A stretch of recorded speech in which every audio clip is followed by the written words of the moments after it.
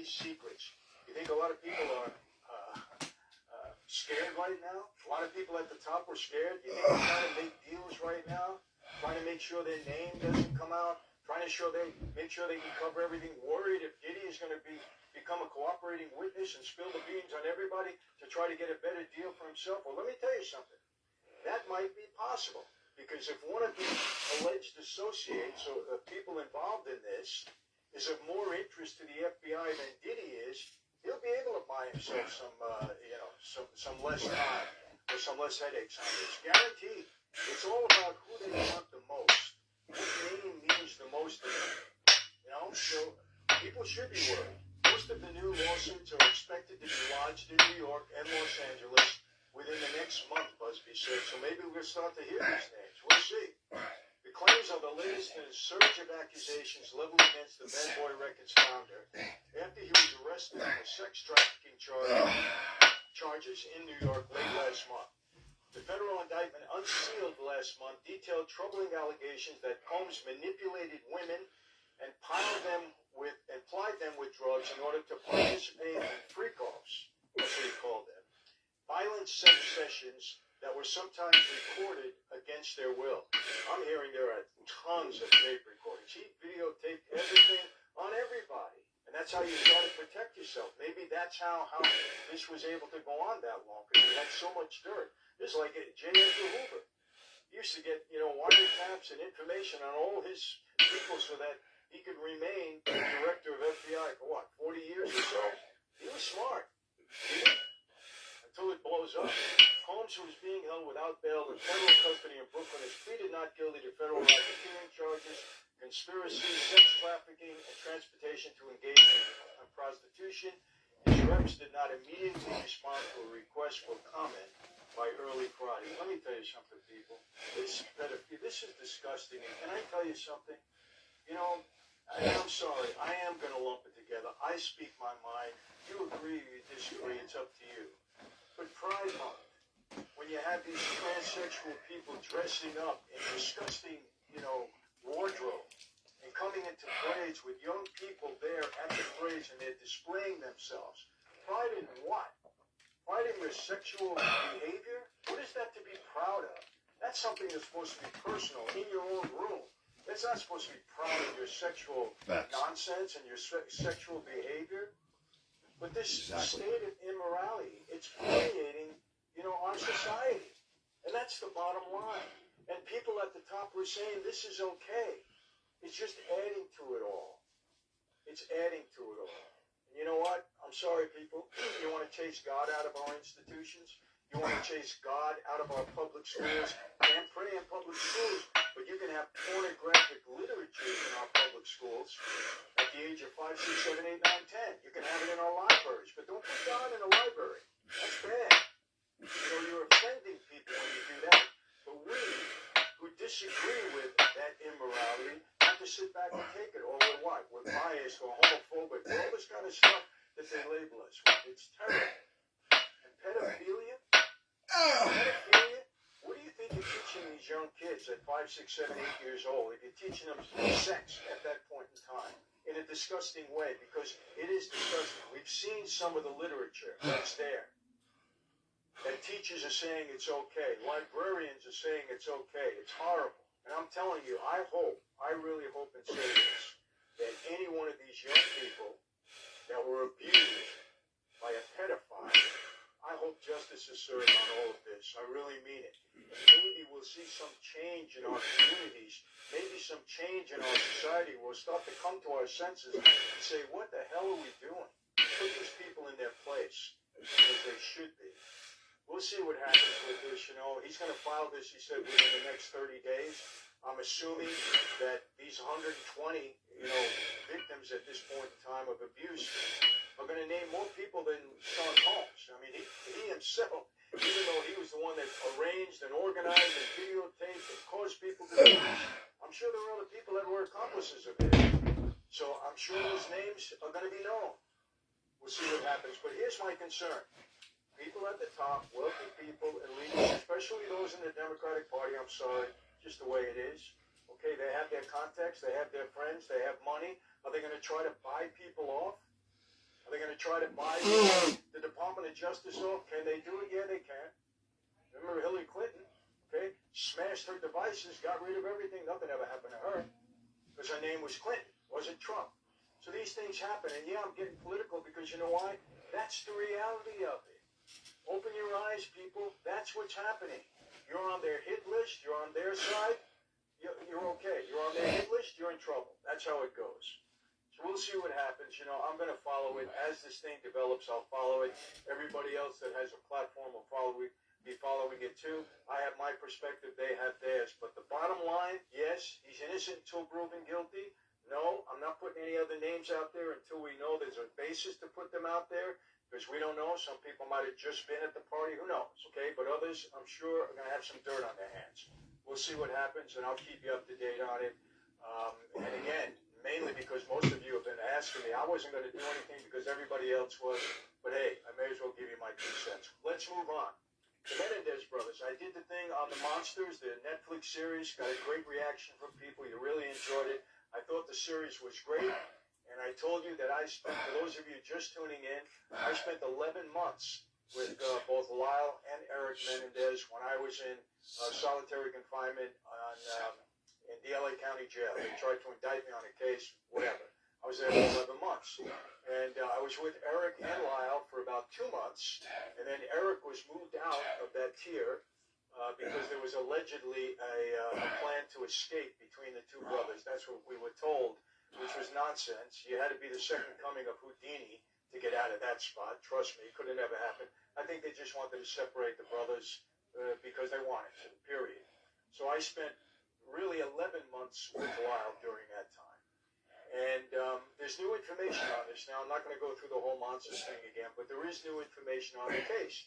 They've filed an appeal. I want to read it to you and give you my perspective on it again because I think I can give it from personal experience that I've had with both Lyle and Eric, and I'll tell you my take on it. Here's the title of the article. Again, this just came out today. Lyle and Eric Menendez get lifeline as the DA mulls new evidence of sex abuse that may lead to resentencing over parents' grisly 1989 slave. The district attorney for Los Angeles, who I don't really care for, he lets all the criminals go free. That's his way.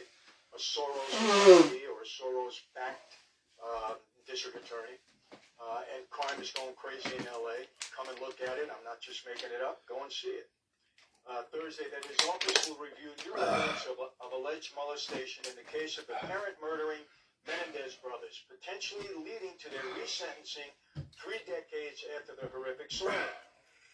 District Attorney George Gascon announced that new evidence of sexual abuse against the brothers will be reviewed more than 30 years after the notorious trial that captivated America. Quote, we're not at this point ready to say we believe or do not believe that information, the DA said, but we're here to tell you that we have a moral and ethical obligation to review what is being presented to us and make a determination. In 1989, Eric and Lyle Menendez blew their parents away with a pair of shotguns in their Tony Beverly Hills home as the couple watched a movie in the family room. And let me tell you something. They went to trial. Let me get the year straight. I think they went to trial first in 1993. I was there during that trial, and I saw the boys every day when they came back from the trial. And just to give you a little basis, the way that happened, Eric, who was the younger of the two, I think Lyle was 20, Eric was 18 at the time they committed the murders, and they did commit the murders. They admitted to it, and it was so this is a known thing. He sat down with his therapist at the time, a fellow by the name of Oziel, Dr. Oziel, and he admitted to the murders. And he told Dr. Oziel that he was afraid that his parents were going to kill him, and that his father and mother, I believe, sexually abused him from the time he was a little kid. And he also went on to tell him that, you know, it was oral sex that the father made both boys perform on him. I remember him telling me, I believe he told me, I'm pretty sure that at one point he would put something in his father's coffee. It might have been cinnamon or something, so that the flavor of, you know, his semen when he was doing oral sex on him would taste differently. I mean, he got that explicit in some of the details that he was telling me. I remember that. This was coming from Lyle also. So, and what happened is Dr. Oziel told his girlfriend that the boys, or that Eric admitted to the murder, and he didn't initially tell the authorities. But what happened, his girlfriend, he broke up with his girlfriend got mad at him, and I think she told the authorities first, and then Oziel had to give over the information. He didn't do it initially, even though I believe he was obligated whenever there's a crime involved, and you explain that or you confess that to your therapist, he's obligated at that point to tell the authorities. But I don't think Oziel did until his girlfriend basically blew the whistle on him. But I will tell you this, I believe without a doubt, that these boys were abused. There's no question in my mind. I take that, I believed it then, and I believe it today, all of these years later. Now, they went to trial first, and during the first trial, I think that was in '93, that was when I was, I was with them during that trial, there was a hung jury, because they were allowed to talk about the sexual abuse from their father and mother. And there was a hung jury. The jury could not decide on a conviction or not. And then in the second trial, which I think occurred in 1995, the sexual abuse was not allowed to be brought in. And I was wondering, well, why not? That's important. If there was really abuse, this is important. It's a factor in why they killed the guy. Now, let me explain this. Of course, I'm not justifying the murder. I'm not saying, okay, it was okay, go murder the people. They could have done other things. They could have ran away. They could have went to the authorities. And it's scary stuff, don't get me wrong, because, hey, I go to the authorities, my father finds out, there's no basis for me to say anything. He's a powerful guy. He's in the music industry. A lot of people like him. Who knows? They might have been afraid to go to the authorities. Could they have went to their relatives? I believe they did, maybe one or two. But there again, I can understand fear of the mother and father, them not going that way. But they could have ran away, and I'm not justifying in any way the fact that they got shotguns and blew their mother and father away. I'm not saying that that's justified. They could have done something else. What I am saying is this. I don't believe the boy should be convicted of first-degree murder. I think it was an absolute mistake from that judge to not allow evidence of the abuse to come in, because it's a fact. They were abused. Even the family members said that they were abused. But in the second trial, wasn't allowed to come in. They both got convicted, and they both got life in prison with no parole. Was that just? No, I don't believe so. I think at the very least, the most they should have got was maybe manslaughter.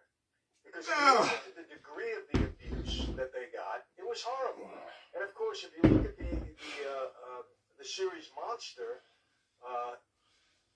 the mother and father appear to be monsters. I'm sorry. Now again, is dramatic liberty taken in this? Yes. But they appear to be pretty bad. And in the series, and I think was part of their defense in the first trial, both boys were afraid that their mother and father were going to kill them if this information got out, the fact that they were being abused. And that's what caused them to go and kill them. I don't know if that's true or not. Let's make believe it's not true, but let's make believe what I know to be true, and that is that they were sexually abused from the time they were young boys. It was horrible, the level of abuse that they got. So, they killed their parents. First-degree murder without parole? I don't think so. Manslaughter? Okay. Because they could have done this in a different way.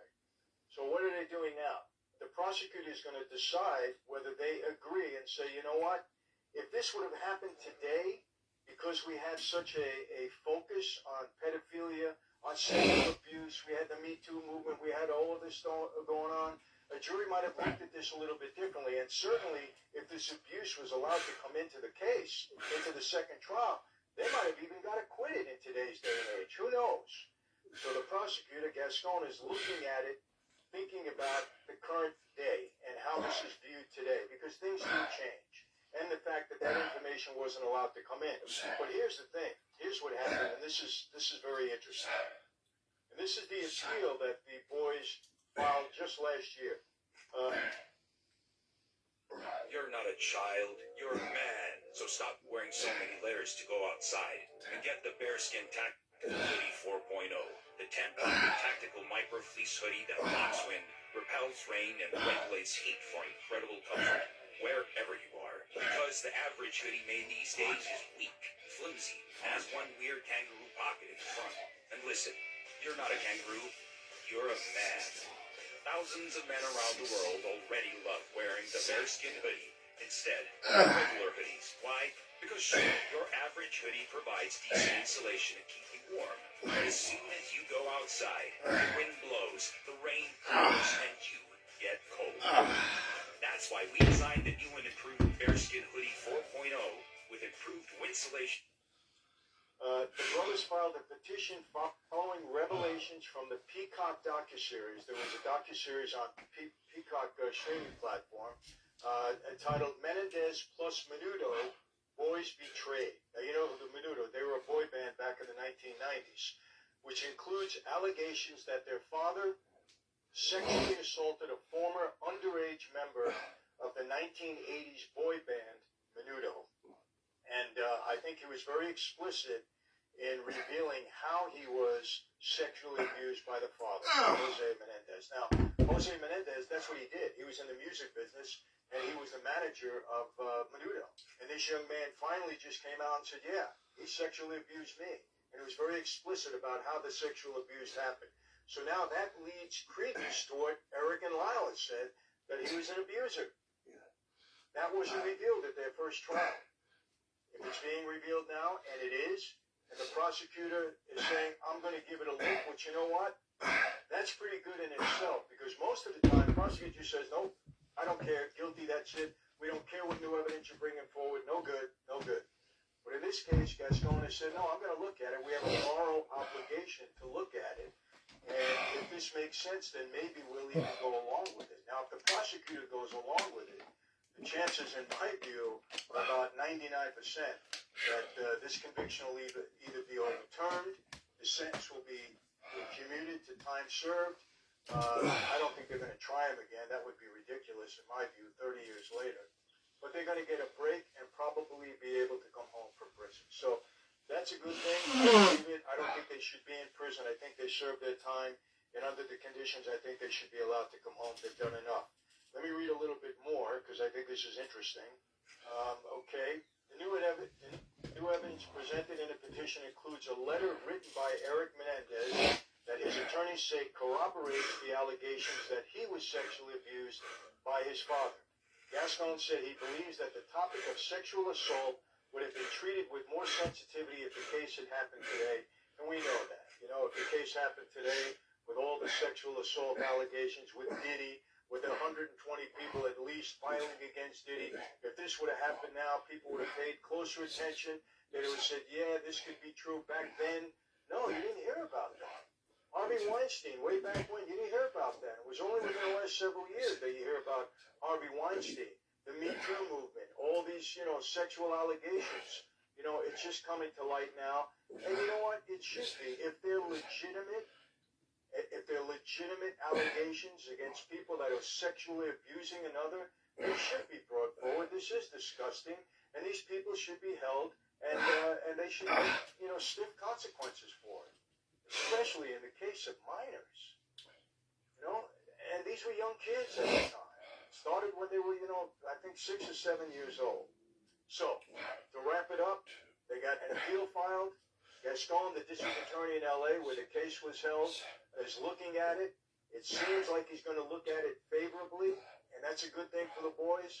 And if that happens, maybe their sentence will get commuted. Maybe it'll be thrown out. Maybe they'll be able to come home. And I want to say this. I absolutely think that they should. Again, I spent a lot of time.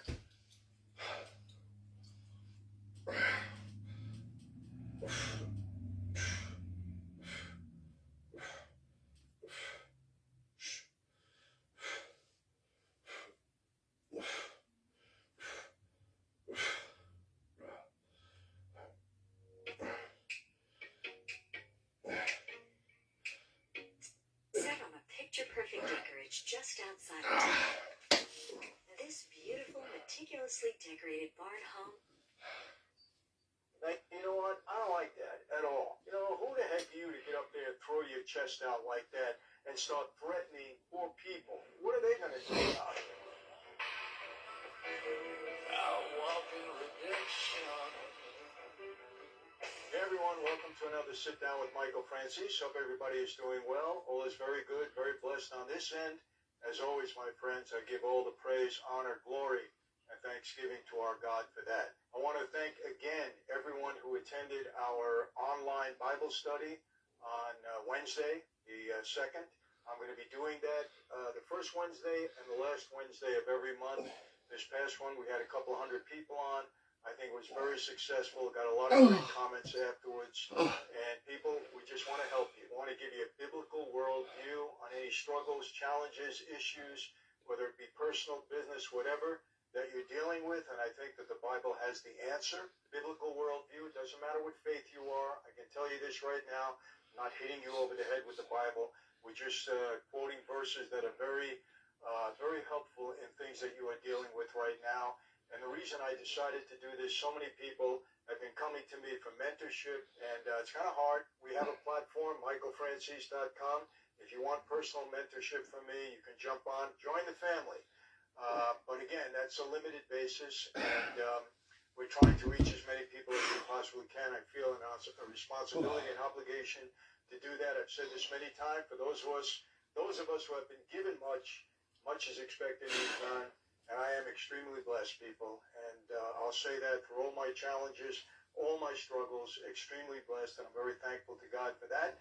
So I want to give back. I want to help people. And so come on, michaelfrancis.com/Bible study. You got to register. It's free. We just want your email address. We want to know who's attending. In case there's any follow-up, you might have questions. I might have a resource that I want to send you. As a matter of fact, I do. It's something that I think you're going to enjoy. It's going to really help you with these studies and help you personally. I'm sure of that. As you may be well aware of at this point, hopefully not affected by it yet, but we have a big strike right now. The dock workers, the ILA, have gone on strike. And people, obviously I'm very familiar with the unions. Back in the day, we had a lot of union control. We control the unions in this country. That's the bottom line. We absolutely did. Me personally, I had dealings with the ILA because a very good friend of mine was in Japan Lines at that point in time, and we did some things together. Some of them were shady, whatever. It's a long time ago, 35 years ago. Nobody can get in trouble for it now. But yeah, so I had experience with the ILA back then. I can also tell you this: I myself controlled to a degree of the waitress. Friend of mine, Papa George Papa George, great guy, I knew since I was a kid. He was around my dad and he was around me. One of the most famous popular bartenders in all of New York. And he eventually would put him in the union. He got a union job and he was one of the leaders. And so with him, we did a lot of things with the waitresses and bartenders. Good stuff, nothing bad. You know, people didn't get hurt by it, I can tell you that. Not going to go into it, that's another whole video. I also had control of the security guards. And at one point in time, my security guards guarded 9 nuclear power plants. All of them were done. They were finished. They weren't being used anymore. But the law at that time was that when a nuclear power plant was finished with, they weren't using it anymore, you had security around it for 100 years. So our guards were just there. They were basically doing nothing. It was a good gig for them.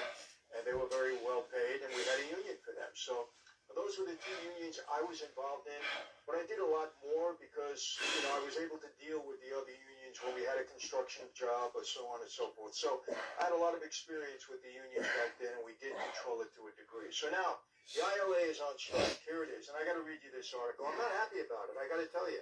So many of you know I've been in the wine business now for just over 2 years, and I'm happy to report that we've been very successful. The people are accepting our wine, not only all over the United States, but all over the world. We're getting, people that want to have our wine in various countries, very rewarded.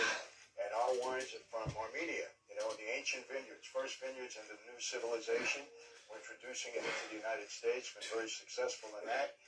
We have a couple of different categories. Our Irani is our #1 seller, terrific, you're going to love it.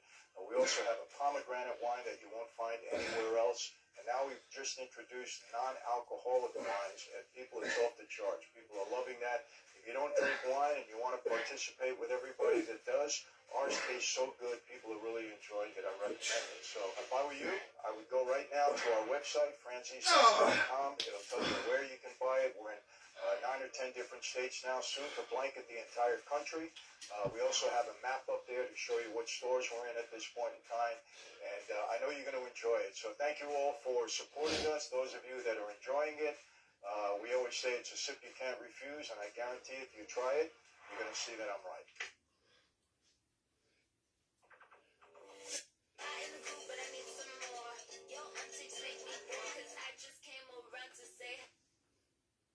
The union boss who threatened to cripple the economy lives in a luxury 7,000 square foot mansion. I don't know if you saw this, but this guy got on the news, and I'll give you his name. His name is Harold Daggett. He got on the news after he went on strike, and he told the people just how the American people are going to suffer because of the strike with the dock workers that he called. And he went week by week. You're going to suffer in week 1 this way. It's going to get worse in week 2. It's going to get worse in week 3. He was just like a mob guy up there threatening people and telling them how bad it's going to be for them. Now, you know what? I don't like that at all. You know, who the heck are you to get up there and throw your chest out like that and start threatening poor people? What are they going to do about it? You know, and I know what you're trying to do. You're trying to get the employers to come to the other side and give you everything that you want. You wanted to double the pay.